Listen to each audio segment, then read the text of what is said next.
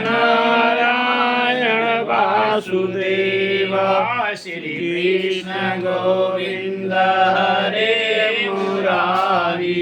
हे नाथ नारायण वासुदेव, हे नाथ नारायण वासुदेव, हे नाथ नारायण वासुदेव।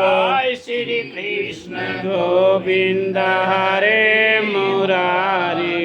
हे नाथ नारायण वासुदेव, विष्णु भगवान की जय। गरुड़ पुराण के चौथे अध्याय में नरक प्रदान कराने वाले पाप कर्म, मतलब किस पाप कर्म से जो है नरक में आदमी जाता है, उसके विषय में बतलाए कि नरक में क्यों जाता है।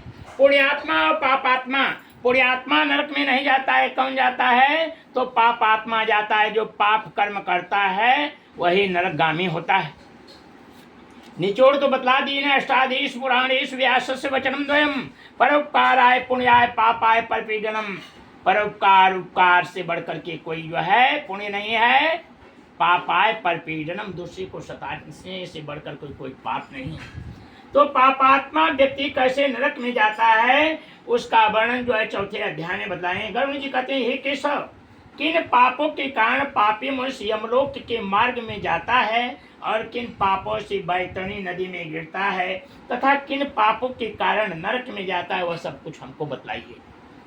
बतलाए हैं 84 लाख नरकों में 21 प्रमुख जो नरक है उसमें बैतरणी नदी महान दुखदायी है। और उस बैतरणी नदी में पापी पुरुष जो है कैसे डूबती उतराती हुई जाता है, उसका वर्णन जो है किए। भगवान कहते हैं सदा पाप कर्मों में लगे हुए, मतलब पुण्य का कार्य ही नहीं जानता, हाल ही नहीं जानता है।